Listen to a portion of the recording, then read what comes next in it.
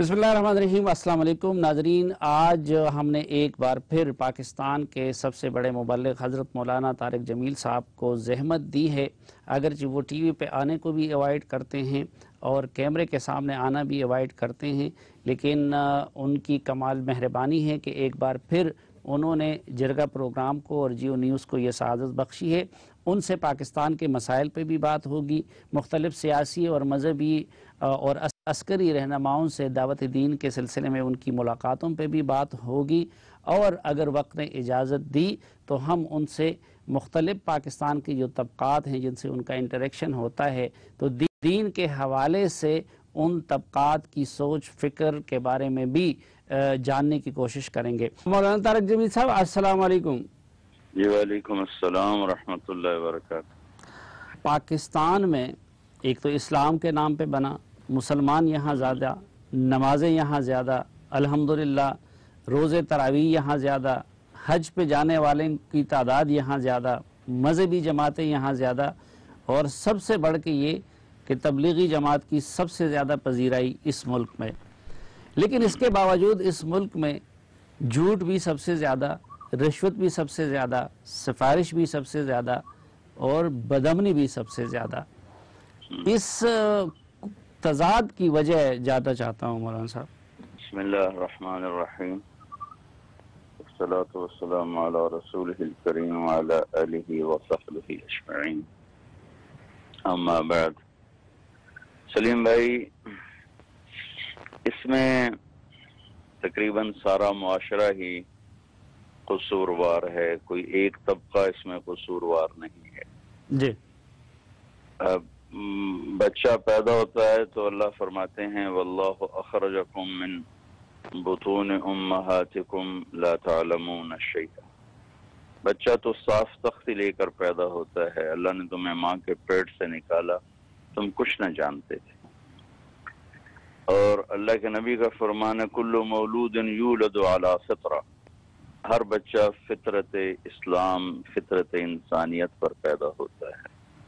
अम्मा अबवाहु फयुहव्विदानिही औ युनस्सिरानिही औ युमज्जिसानिही, आगे उसका माहौल, वालिदैन से मुराद सिर्फ माँ बाप नहीं बल्कि उसका माहौल, उसके माँ बाप, उसका माहौल, वो उसे गलत राहों पर चलाता है, गलत रास्ते सुझाता है। हमारा एक तो दीन को इन सिर्फ इबादत तक महदूद समझ लिया है या समझा दिया गया है, समझाया तो नहीं गया लेकिन समझ लिया गया है कि दीन सिर्फ नमाज, रोज़ा और हज और उम्रे का नाम है, सदका खैरात का नाम है। बाकी ज़िंदगी जो उमूर मुआशरत हैं, अखलाकियात हैं, मामलात हैं, आपस का बर्ताव है, इसको दीन से खारिज कर दिया गया है और दीन को सिर्फ मस्जिद के साथ रिलेट कर दिया गया है। तो इसमें एक बुनियादी सबब तो मेरा है, आपका है, हम सबका है कि हमने दीन को सीखा ही नहीं। एक बच्चा माँ बाप की गोद से 3 साल में स्कूल में जाके डाल दिया जाता है जी। और आजकल के जो हमारे तालीमी इदारे हैं वो कारोबारी इदारे हैं, वो तालीमी इदारे नहीं हैं। उनके लिए पैसा मकसूद है, उनके लिए कोई तालीम मकसूद नहीं है। माँ बाप की खता कि उन्होंने 3 साल के बच्चे को स्कूल डाल दिया, जबकि मेरे नबी ने फरमाया 7 साल तक तो बस सीने से लगा के रखो, नमाज का भी ना कहो, 7 साल की उम्र में उसे नमाज का कहो। फिर जब वो आया तो उसको माँ बाप ने टाइम नहीं दिया, उसको कार्टूनों के सामने बिठा दिया, उसको कंप्यूटर लैपटॉप के सामने बिठा दिया, माँ बाप की अपनी मसरूफियत। ये एक गैप आया। स्कूल में गया तो स्कूल में तालीमी इदारे 5 हैं। मैं 60s में सेंट्रल मॉडल स्कूल पढ़ता था तो सबसे ज्यादा जिस उस्ताद को हूट किया जाता था वो दीनियात का उस्ताद होता था बेचारा। ठीक। तो फिर तीसरा ये हुआ कि अहले मेंबर ने लोगों को एजुकेट नहीं किया। सबकी बात नहीं करता हूँ लेकिन अक्सर یا فرقہ واریت کو پروموٹ کرتے رہے یا نفرت بھری، کبھی سیاسی حکمرانوں کے خلاف تقریریں، کبھی کسی کے خلاف تقریریں. جو مجمع سامنے بیٹھا ہے اس مجمع کی کیا ضرورت ہے یہ بتانے والا 100 میں ایک بھی نہیں ہے. زیادہ زیادہ عبادات بتا دیں، زیادہ زیادہ کچھ تسبیحات بتا دیں، کچھ وظائف بتا دیے، کچھ قصے کہانیوں کے اوپر قرآن اس کو بیان کو ختم کر دیا. جی تو یہ جو میرے سامنے مجمع بیٹھا ہے اس کی کیا ضرورت ہے؟ ان کی نبض پر علماء نے ہاتھ نہیں رکھا سوائے چند ایک کے، بہت تھوڑے، سوائے چند ایک کے. ٹھیک. تو یہ ایک اجتماعی جہد تھی جس میں ہر آدمی مجھے اپنے اپنی جگہ قصوروار نظر آتا ہے. میں بھی ہوں، آپ بھی، ہم سب ہیں. جی وہ مولانا دین سے دوری ہی اس کی وجہ ہے. جتنے آپ نے چیزیں بتائی ہیں یہ بس عبادات تک کی حد تک ہیں، آگے اخلاق کو نہیں بتایا جا رہا. اچھا مولانا صاحب، آپ نے دین سے دوری اور دین اور قرآن و سنت کی تعلیمات سے عدم آگاہی، جو میں اگر جی ہاں، سمجھا ہوں یہی یہی دو بنیادی ریزنز ہیں. تو بعض اوقات اس دین کو پڑھنے والے طبقے کے اور بظاہر مسجد اور مدرسے کے قریب رہنے والے طبقے کے معاملات اس سیکولر اور لبرل طبقے سے بھی زیادہ خراب ہوتے ہیں. اس کی کیا وجہ ہے پھر؟ اس کی وجہ اصل میں تو قرآن ہے سلیم بھائی، پیغام عشق و محبت. یہ ایک محبوب کا کلام ہے محبوب کے لیے، اور جب یہ اس انداز میں پڑھا سنا جاتا ہے پھر یہ دل کے تاروں پہ بجتا ہے اور اس کے نغمے ساری روح کو سرشار بھی کرتے ہیں، نورانی بھی کرتے ہیں.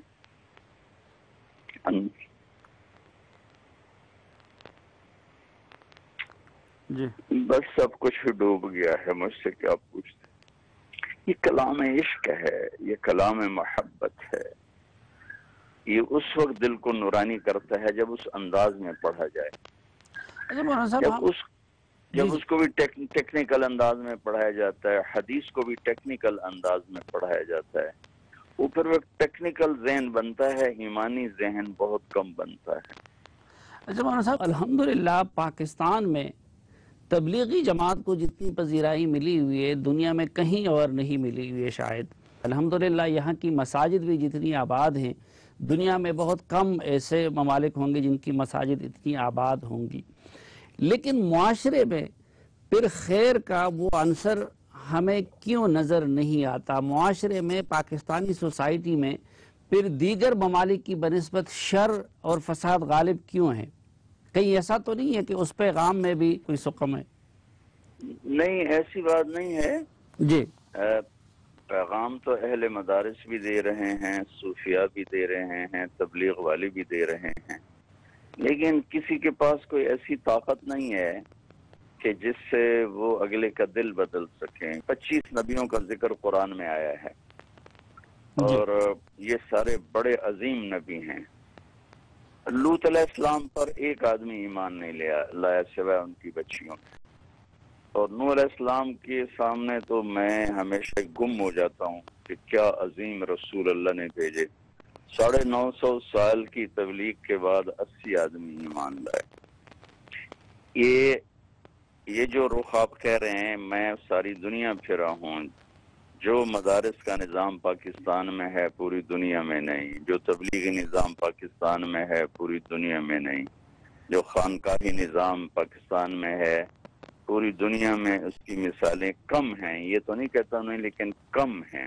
اور ہر جگہ اہل خیر اللہ کے فضل سے پڑھا رہے ہیں اور ہر جگہ اللہ کا نام بتا رہے ہیں. تبلیغ والے ڈور ٹو ڈور جا کے اللہ کی بات سنا رہے ہیں. لیکن اگلا نہ لے تو اس میں نہ تبلیغ والے کا قصور ہے، نہ مدرسوں والے کا قصور ہے، نہ صوفیاء کا خانقاہوں والوں کا قصور ہے. تو وہ کوشچن ادھر نہیں آتا، وہ ادھر چلا جاتا ہے کہ انہوں نے اس کو قبول کیوں نہیں کیا. مولانا صاحب، کہیں ایسا تو نہیں کہ نظام اور حکمران آپ جیسے لوگوں کی ان کوششوں کو ثمرآور نہیں ہونے دیتے؟ اگر حکمران ٹھیک نہ ہو اور نظام ٹھیک نہ ہو تو صرف فرد کے اصلاح کی کوشش سے اصلاح ممکن ہے ملک کی. اگر ہم انبیاء کی تاریخ دیکھیں تو انہوں نے فرد سے ہی کام کو شروع کیا. اور حکمرانوں کو بھی دعوت دی، افراد کو بھی دعوت دی.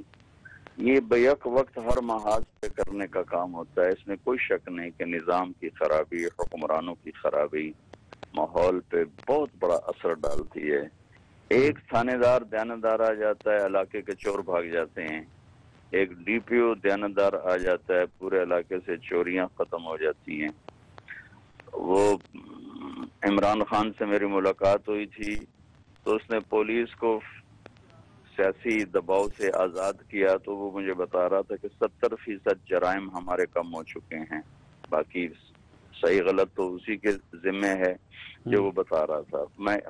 اس میں کوئی شک نہیں ہے کہ ایک صحیح عادل حکمران پورے ملک کی کایا پلٹنے کی طاقت رکھتا ہے. اللہ کا اس پر ہاتھ ہوتا ہے. وہ بھی ہے، لیکن میری اور آپ کی اور عوام کی غفلت بھی اس میں شامل ہے. ایک میں یہ تھوڑا سا عرض کر دوں کہ یہ تقابل نہیں کرنا چاہیے، چونکہ عبادات خود مقصود ہیں، نماز خود مقصود ہے.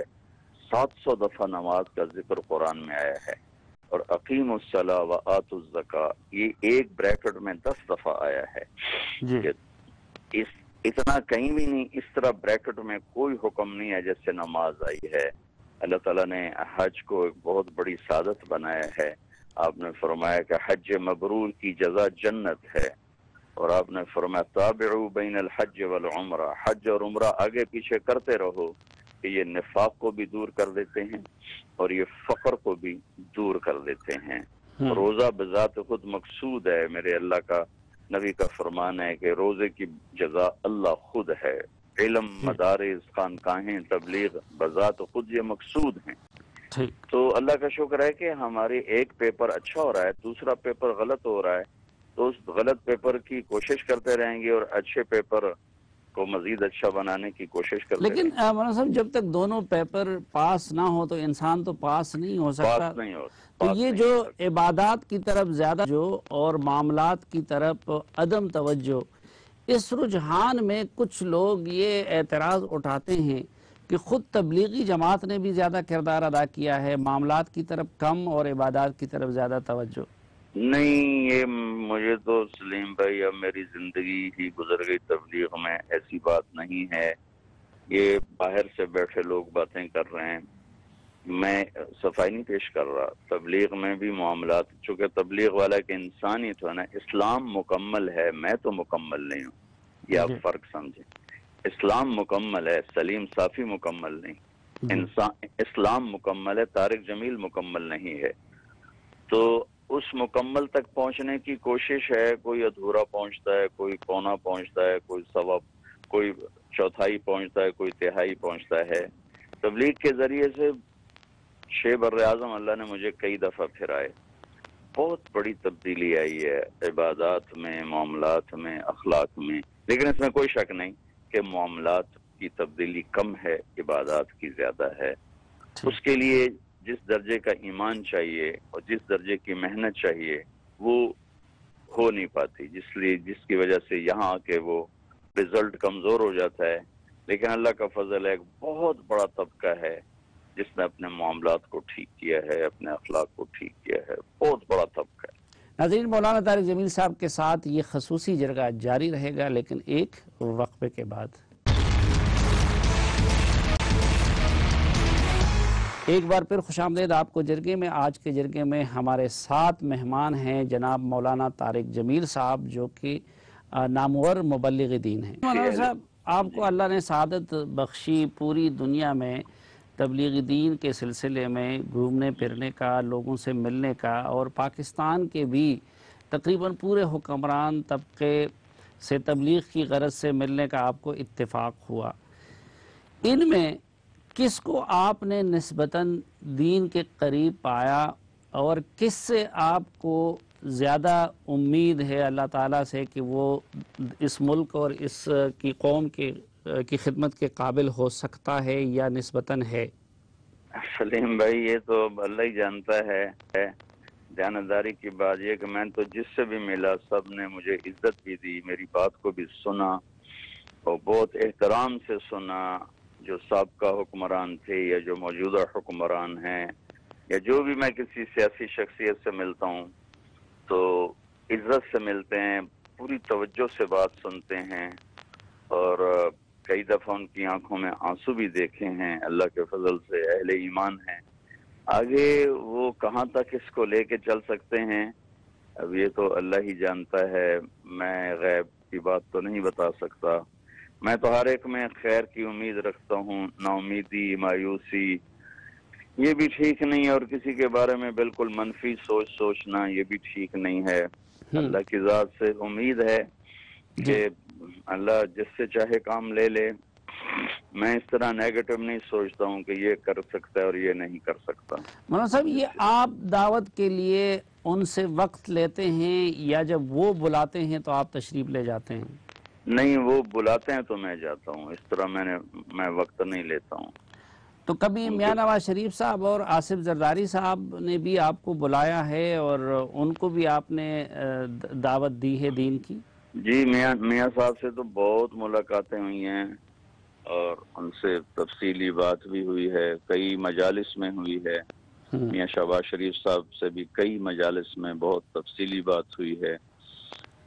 زرداری صاحب نے ایک دفعہ ملاقات کا ہوا تھا، لیکن پھر میں پہنچ نہیں سکا تھا، میں نہیں، رمضان کا مہینہ تھا جی اور وہ رات کو ٹائم مل رہا تھا، اس میں تراویح جاتی تھی، پھر وہ میں نے معذرت کر دی تھی، میں نہیں گیا تھا، تو ان سے میری ملاقات نہیں ہے۔ باقی ان بڑے سیاسی حضرات سے ملاقات ہوتی رہتی ہے۔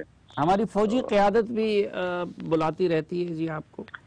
جی، ان نجی سطح پر ملاقاتیں ہوتی رہتی ہیں۔ اچھا مولانا صاحب، ایک جو ہمارا سول لیڈرشپ ہے اور ملٹری لیڈرشپ ہے، اس میں کس کے ہاں آپ نے دین کو سمجھنے اور اس پہ عمل کرنے کی نسبتاً طلب زیادہ دیکھی ہے؟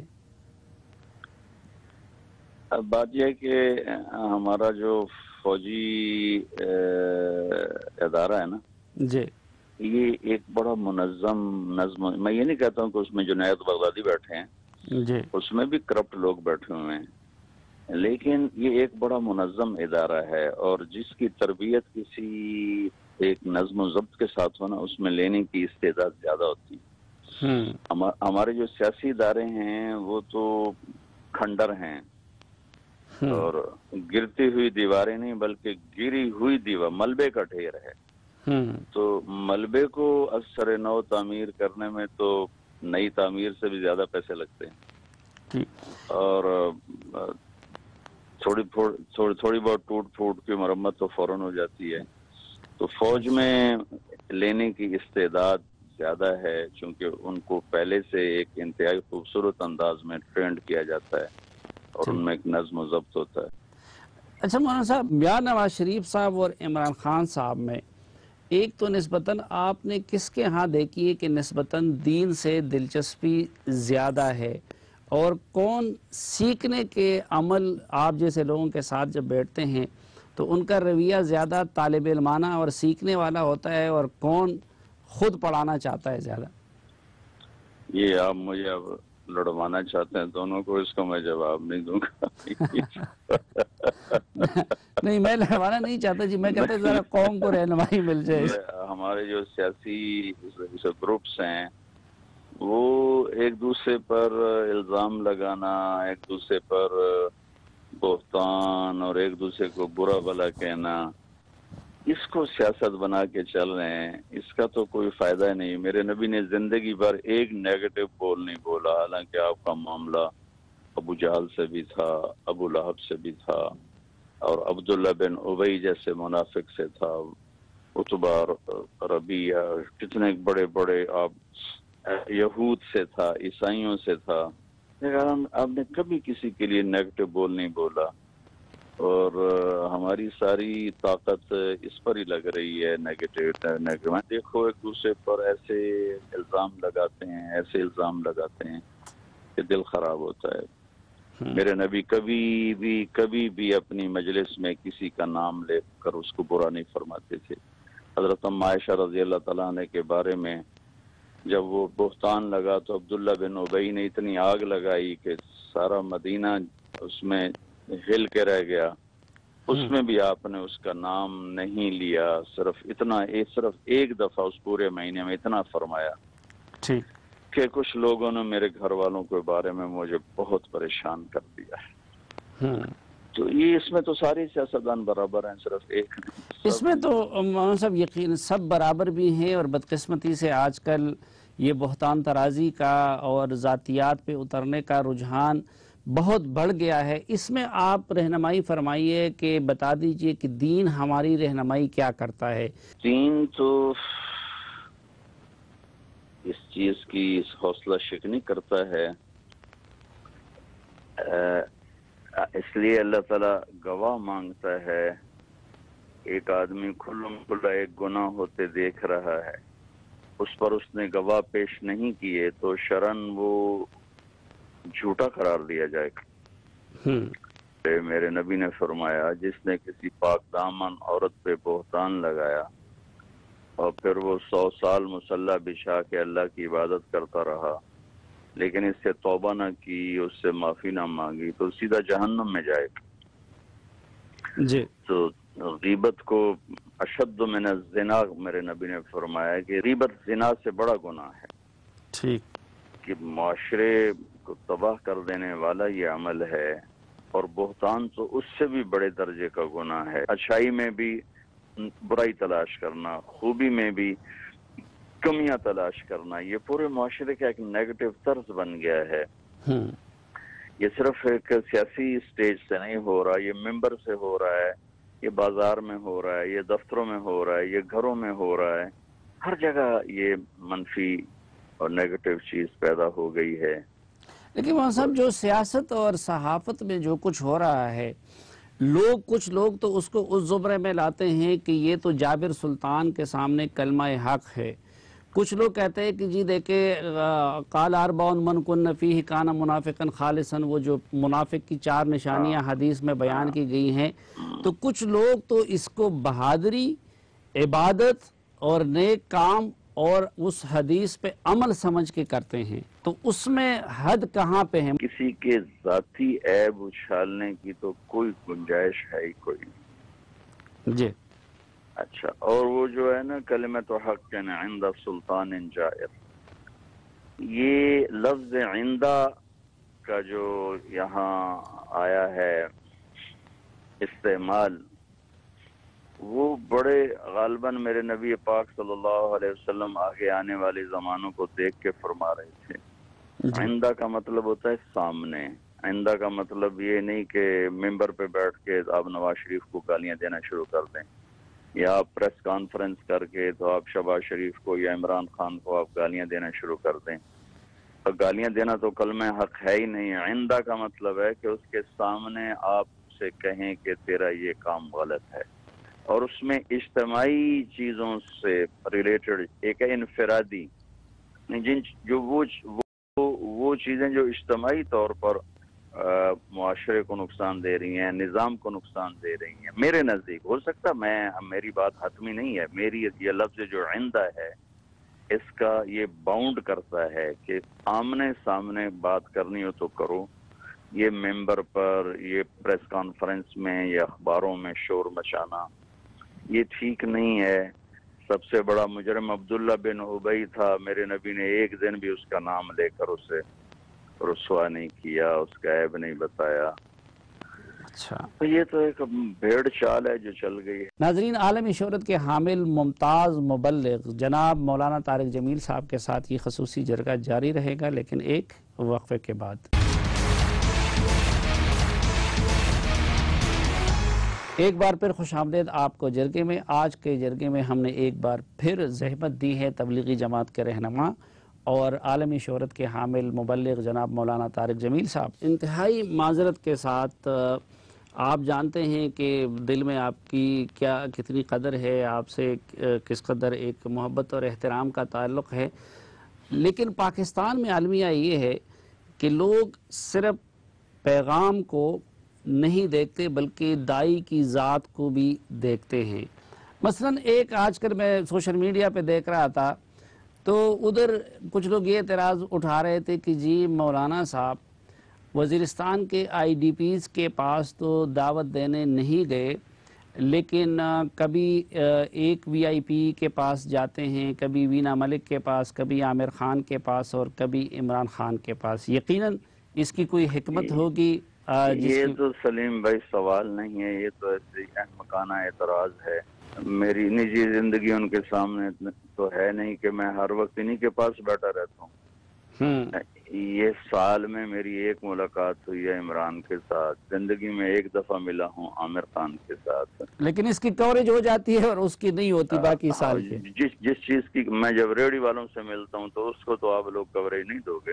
جی جی. میں جب جا کے چگی والوں سے ملتا ہوں اس کو تو کوئی کوریج نہیں دے سکتا نا. جی.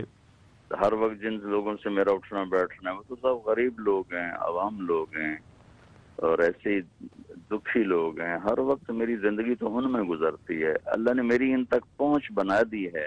جی بالکل. تو مجھے موقع جب ملتا ہے تو میں ضرور چلا جاتا ہوں. تو یہ تو ایسی بہت زیادتی والا اعتراض ہے. اچھا، کچھ لوگوں نے تصویر اور تصویر کشی کے حوالے سے، یقیناً ہمیں خود پتہ ہے کہ آپ میڈیا کو بھی ایوائڈ کرتے ہیں، کیمرے کے سامنے آنے کو بھی ایوائڈ کرتے ہیں، لیکن کچھ لوگوں نے اب کچھ پکچرز کو موضوع بنا کے تو تصویر کی شرعی حیثیت کے بارے میں بھی سوال اٹھائے ہیں. بات یہ ہے کہ اس میں علماء کا اختلاف ہے. جی. کچھ اس کے جواز کے قائل ہیں، کچھ عدم جواز کے قائل ہیں. جی.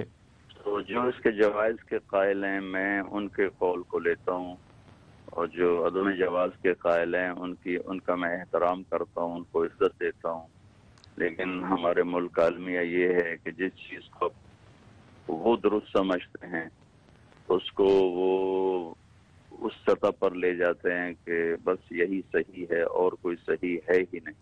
ٹھیک. اور جس کو وہ غلط سمجھتے ہیں اس کو اس سطح پر لے جاتے ہیں کہ بس یہ غلط ہی ہے اور کوئی اس میں دوسری شق ہے ہی نہیں. یہ ایک بہت شدت والا رویہ ہے. جی. حالانکہ اس میں تو میانہ رواداری رکھنی چاہیے کہ جو لوگ جواز کے قائل ہیں انہوں نے کوئی رشوت لے کے تو فتویٰ نہیں دیا، وہ بھی بہت بڑے اہل علم ہیں اور راسخین ہیں اور اللہ سے ڈرنے والے ہیں، اللہ سے تعلق رکھنے والے ہیں. جو جائز نہیں کہہ رہے وہ بھی بہت بڑے علماء ہیں، بہت بڑے راسخین فی العلم ہیں. دونوں کے لیے عزت احترام میرے دل میں ہے، لیکن میں اس کے جو جواز کے قائل ہیں میں اس کو لے لیتا ہوں. اچھا مولانا صاحب، دو اور بنیادی مسائل میں آپ کی رہنمائی چاہیے. وقت بھی ہمارا ختم ہے، میں نے آپ کا بہت وقت لیا. ایک اس وقت جو رمضان کے حوالے سے ہمارے مختلف ٹی وی چینلز پہ جو یہ شوز چلتے ہیں اس میں کچھ لوگ تو یہ کہتے ہیں کہ بھائی دین کی دعوت کو، رمضان، روزے اور حج اور نماز کی بات کو آپ جتنا دل خوشکن بنا دیں، اس کو جتنا اٹریکٹیو بنا دے تو اتنا بہتر ہے. کچھ لوگ کہتے ہیں کہ بھائی یہ لاہو لعب رمضان کی آڑ میں کرنا اور اس میں یہ سب کچھ کرنا، یہ تو بذات خود رمضان کی اور روزے کی اور دینی احکامات کی توہین ہے. اس حوالے سے آپ کی رائے کیا ہے اور کیا رہنمائی آپ کرنا چاہیں گے؟ میرے خیال میں یہ جتنے پروگرام ہیں یہ آپ لوگوں کی ریٹنگ کا چکر ہے اور کمائی کا چکر ہے. جی. اس کا کوئی خدمت رمضان سے کوئی تعلق نہیں. ایک آخری سوال جی، اس وقت خصوصاً رمضان میں پاکستان میں ہم نے دیکھا ہے نفلی عمروں پہ جانا. اب کچھ لوگ کہتے ہیں کہ بھائی وہ ایک مقدس اور مقدم عبادت ہے اور شاید کسی دوسرے عبادت سے اتنا انسانی ذہن اور سوچ اور عمل کی تطہیر نہیں ہو سکتی جتنا کہ حرم میں جا کے اور مسجد نبوی میں جا کے ہو سکتا ہے. کچھ لوگ کہتے ہیں کہ بھائی پاکستان جیسا ملک کہ جہاں لوگ بھوک سے مر رہے ہیں، جہاں لاکھوں کی تعداد میں لوگ ہم وقت بے گھر رہتے ہیں، اس میں بار بار اس نفلی عبادت پہ خرچ کرنے کی بجائے یہاں خرچ کرنا زیادہ مقدم ہے. تو اس سلسلے میں دین ہماری کیا رہنمائی کرتا ہے؟ اس میں کوئی تقابل نہیں ہے. پورے پاکستان سے میکسیمم 3-4 لاکھ لوگ عمرے پر جاتے ہیں سارے سال میں. جی. اور حج پہ 1.25 لاکھ 1.5 لاکھ سے اوپر لوگ حج پہ نہیں جاتے ہیں. اور اللہ کے دربار کی حاضری اور بار بار حاضری یہ عین مقصود شریعت ہے۔ یہ صرف دنیا کا بادشاہ بلانا شروع کر دے تو کتنی خوشی سے لوگ جاتے ہیں، بار بار بلائے بار بار جاتے ہیں۔ یہ اللہ کے دربار کی میرے خیال میں توہین ہے جو اس طرح کے لوگ بیان دیتے ہیں کہ یہ اس طرح بار بار عمرے کرنا ٹھیک نہیں ہے۔ اتنے کروڑوں لوگ پڑے ہوئے ہیں پاکستان میں اللہ کے نام پر دینے والے، دے بھی رہے ہیں ماشاءاللہ، اور جو لوگ عمرے پر جاتے ہیں وہ صرف وہی خرچ تو نہیں کرتے، وہ اللہ کے نام خرچ کرتے ہیں، اور وہاں بھی دونوں مدیں الگ الگ خرچ کرنے کی ہیں۔ حج پر خرچہ ہے، عمرے پر جانا بھی مقصود ہے، اور حضرت عمر رضی اللہ تعالیٰ عنہ 10 سال خلیفہ رہے، ہر سال حج فرمایا۔ صدیق اکبر رضی اللہ عنہ کا تو دور تھا لڑائی جھگڑوں کا، تو اس میں جا نہیں سکے۔ عثمان رضی اللہ عنہ فتنہ کا دور شروع ہونے سے پہلے ہر سال حج پہ جاتے تھے۔ علی رضی اللہ تعالیٰ عنہ کا خلافت کا دور بہت مظلومانہ ہے، حضرت علی کی شخصیت، تو وہ دوران خلافت نہیں جا سکے، لیکن اس سے پہلے مسلسل حج اور عمرہ فرماتے تھے۔ ٹھیک، تو اس کو اس کے ساتھ نا تقابل نہیں کرنا چاہیے۔ مختصر الفاظ میں جی اس پاکستانی قوم کے نام اور ہم جیسے گناہگار انسانوں کے نام آپ کا پیغام؟ جی میرا تو سلیم بھائی ایک ہی پیغام ہے کہ نفرتیں ختم کر دیں، محبت کرنا شروع کریں، ایک دوسرے سے بغض چھوڑ دیں، ایک دوسرے سے نفرت چھوڑ دیں، اختلاف رائے کو برداشت کرتے ہوئے ایک دوسرے سے محبت کریں۔ ایک حدیث اس پہ سنا کے بعد ختم کر دیتے ہیں۔ جی، میرے نبی نے فرمایا، میرے بیٹے انس، میری ایک عظیم الشان سنت ہے، اور یہ عظیم الشان سنت کا لفظ میری یادداشت میں کسی ایک جگہ آیا ہے اور مجھے کہیں یاد نہیں۔ میں نہیں کہتا ہوں کہ ہے نہیں، مجھے یاد نہیں، کہ میرے بیٹے صبح ہو، شام ہو، دن ہو، رات ہو، اپنے دل کو لوگوں کی بغض سے صاف کرتے رہنا۔ میرے بیٹے یہ میری عظیم الشان سنت ہے، اور جو میری اس سنت سے پیار کرے گا وہ مجھ سے پیار کرے گا، اور جو مجھ سے پیار کرے گا وہ جنت میں میرا ساتھی ہوگا۔ میں بڑی لجاجت کے ساتھ چاروں صوبوں کے تمام رہنے والوں کے سامنے ہاتھ جوڑ کے یہ عرض کرتا ہوں، محبت کریں، محبت کریں، محبت کریں۔ گناہگار سے کہ گناہ سے نفرت کریں، اس کی ذات سے نفرت نہ کریں، تو آپ کو بڑے نتائج دیکھنے کو ملیں۔ جس سے مذہبی اختلاف ہے ضرور کریں، پر کافر کافر کے نعرے نہ لگائیں۔ اوروں کے لیے بھی جنت کا راستہ بہت کھلا ہے، بہت بڑی جنت ہے، اللہ تعالیٰ نے بہت بڑی جنت بنائی ہے۔ اوروں کے لیے بھی گنجائش رکھیں۔ سیاسی اختلاف ہے، قومی اختلاف ہے، لسانی اختلاف، جو بھی ہے، اللہ کے واسطے میرا یہ پیغام ہے، محبت کریں، محبت کریں۔ لوگوں کے عیب نہ دیکھیں، کمیاں نہ دیکھیں، خوبیاں دیکھیں، خوبیاں دیکھیں۔ یہ آپ کے میڈیا سے بھی کہتا ہوں کہ میڈیا بھی آج کل صرف کمیاں اچھالنے پہ لگا ہوا ہے، جی، خوبیاں نہیں اچھالتے۔ اور میرے نبی نے فرمایا، اسلام کا سب سے مضبوط عمل کیا ہے؟ صحابہ نے کہا نماز، آپ نے فرمایا نہیں۔ انہوں نے کہا جی جہاد، آپ نے فرمایا نہیں۔ انہوں نے فرمایا روزہ، آپ نے فرمایا نہیں۔ انہوں نے عرض کی حج، آپ نے فرمایا نہیں۔ کہا تو پھر کیا یا رسول اللہ؟ آپ نے فرمایا محبت، اللہ کے لیے محبت ہے اور اللہ کے لیے بغض ہے، اور اللہ کے لیے بغض یہ ہوتا ہے کہ ہمیں گناہ سے نفرت ہوتی ہے، گناہگار سے نہیں ہوتی، ہمیں ظلم سے نفرت ہوتی ہے، ظالم سے نہیں ہوتی، ہمیں شراب سے نفرت ہوتی ہے، شرابی سے نہیں۔ یہ ہے میرا پیغام، اگر آپ کے ذریعے سے پہنچ جائے۔ جی، اللہ کرے آپ کا یہ پیغام نہ صرف پہنچے بلکہ اللہ کرے کہ یہ ہمارے دلوں میں بھی اتر جائے۔ بہت شکریہ مولانا طارق جمیل صاحب۔